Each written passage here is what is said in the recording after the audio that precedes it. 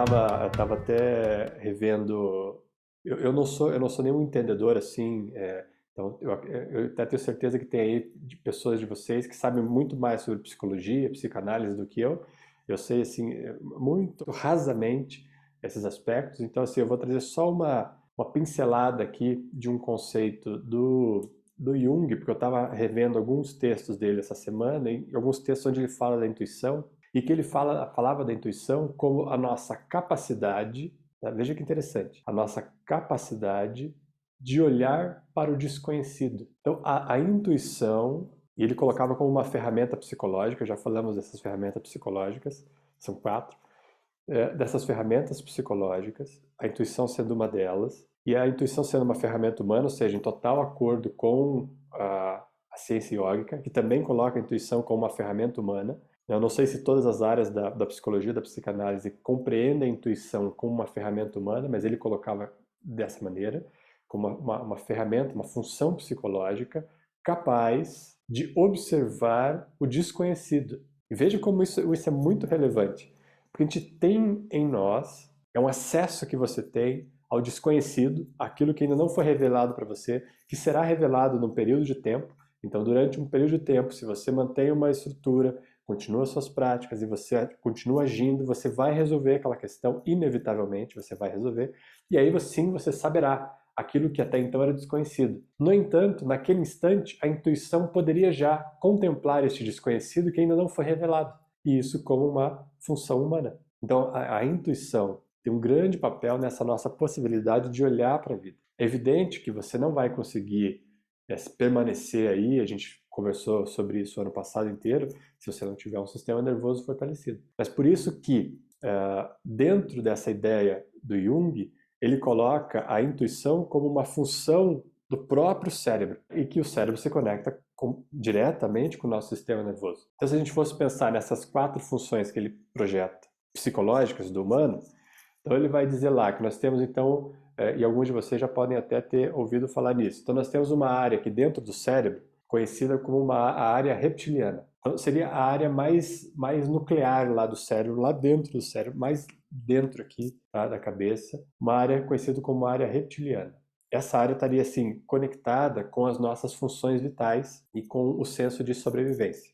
Em volta dessa área dentro do cérebro, há ali a região límbica, tá, o sistema límbico, que está conectado ali com essa noção de emoções e desse relacionamento com a vida a partir das emoções. Tá? Então teria em volta da área reptiliana o sistema límbico. E para cima do sistema límbico vem a região do neocórtex, e esse neocórtex é dividido em 2. Então aqui teríamos 4, porque nós teríamos 3, né? Reptiliano, o sistema límbico e o neocórtex, mas o neocórtex é dividido em 2. Tá? Então aqui nós estamos entrando agora um pouco nessa estrutura biológica, nós ainda não falamos tanto dessa parte biológica que compreende a cabeça e que está conectada com a intuição.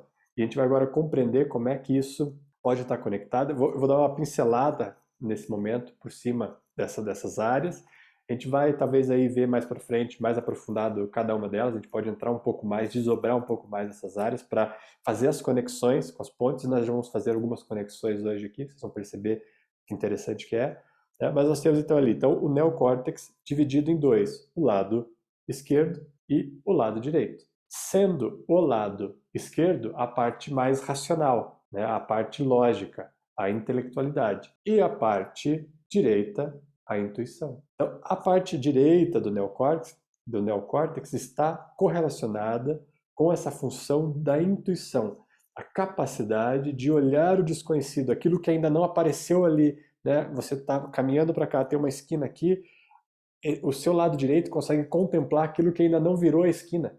Tá? É essa capacidade. Então, é aquela solução que você ainda não realizou, mas que já pela via da intuição começa a ser contemplada com uma clareza e ocorre em nós com uma certeza. E vejam que interessante, basicamente essas funções elas podem estar ou em harmonia, funcionando em harmonia, então esses 3 centros aí com o neocórtex dividido em 2 funcionando em harmonia, ou tem algumas regiões mais dominantes. E aí eu pergunto para vocês, na vida de vocês, o que vocês acham que está mais dominante dessas funções? Normalmente a gente não consegue, veja se não é isso. As outras funções, tá? O lado esquerdo do cérebro, o sistema límbico e o reptiliano, normalmente, se a gente fosse pegar a média da população, esses três centros são os centros que permanecem em dominância.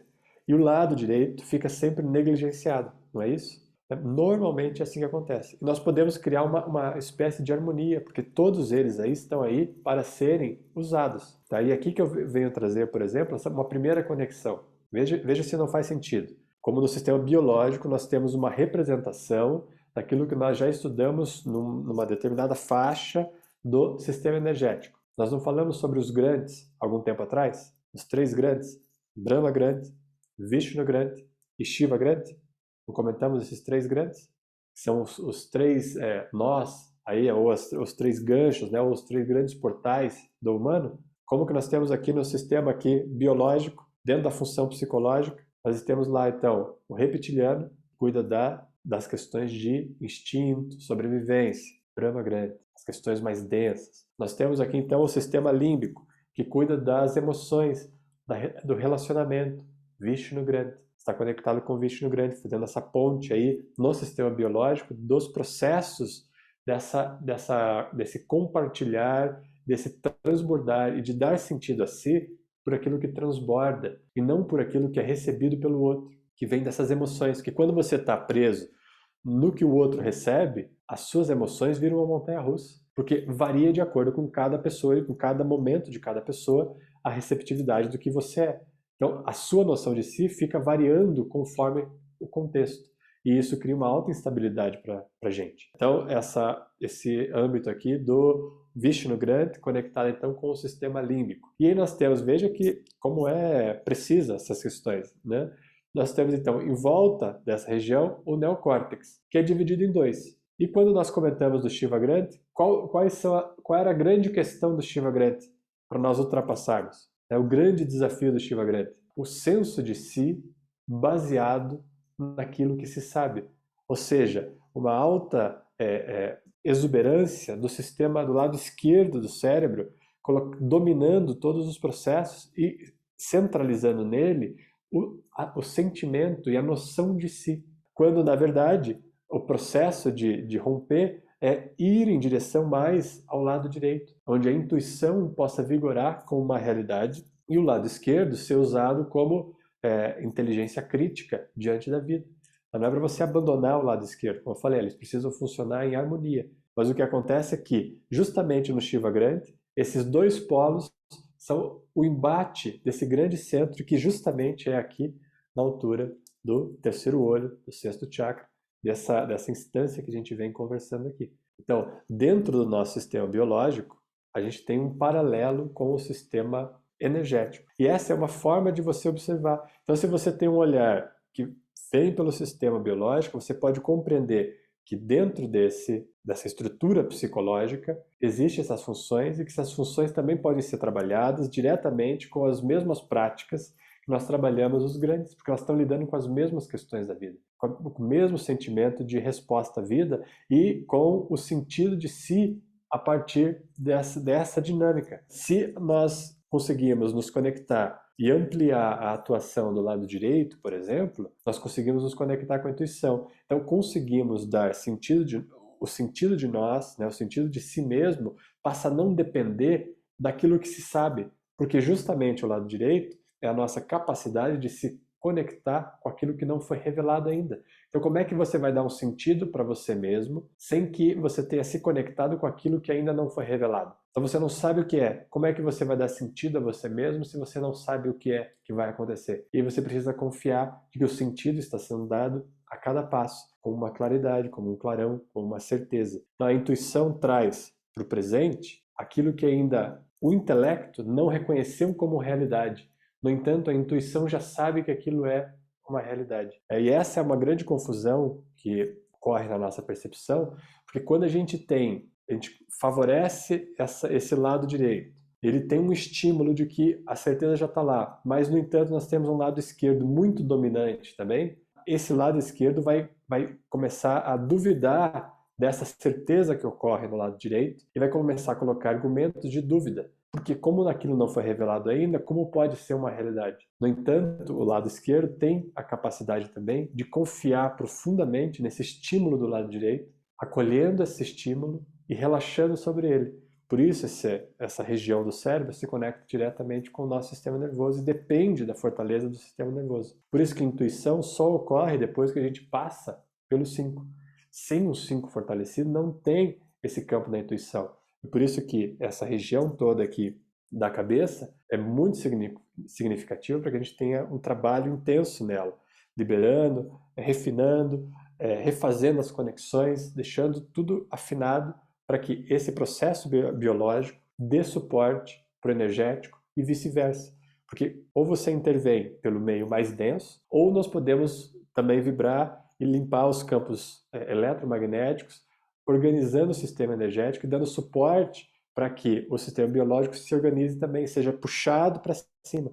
Então nós podemos intervir via biológico, por isso os asanas fazem sentido, ou nós podemos intervir via energético, por isso os mantras fazem sentido, e os dois, quando um está mais elevado que o outro, puxam o outro para cima, criando um grau de harmonia mais alto, em que em algum momento se torna naquele Vaheguru, a terceira instância, quando você mergulha no estado de contemplação, de completude, olha para a vida e não quer que a vida seja diferente, sente que a vida já é o que ela poderia ser, contemplando o desconhecido e agindo racionalmente, com pensamento crítico, diante das questões, sabendo como organizar estratégias, processos, se relacionando com as pessoas a partir da sua emoção, mas não dando o sentido de si a partir do que o outro recebe, e sim por aquilo que você transborda, e em situações de fato, de perigo, sabe proteger a vida, sabe garantir a vida.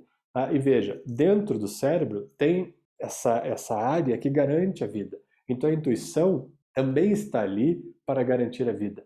Ela não está ali só para ser uma contemplação boba, que não faz nada. Não, quando tem risco, a intuição dá um comando para agir e proteger. Por isso que está dentro dessa região aqui todos esses estímulos e todo o processamento desses dados, dessa percepção da vida. Então, dentro da intuição e desse processo aqui, dessa região da cabeça, com acesso a essas informações, você tem um senso de localização. Você sente que há um lugar no mundo para você. E que o lugar no mundo para você é o lugar onde você está fazendo o que lhe cabe fazer, não querendo projetar um novo lugar num tempo que não existe e que sabe-se lá de onde vem essa projeção. Muito provavelmente de um padrão passado e que quer garantias ali para frente. Mas há um senso de localidade, de localização, onde você sabe o seu lugar. Intuição também é saber o lugar, é saber que você está no lugar que deveria estar para agir conforme caberia agir, acolhendo aquilo que você não sabe e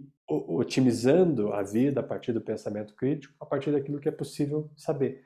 E aí você usa essas duas instâncias como uma balança e é possível então se colocar diante da vida de forma relaxada, porque sabe que vai saber o que deve ser feito e, no entanto, também contempla aquilo que ainda não sabe e que vem como desconhecido e que vem como aprendizado.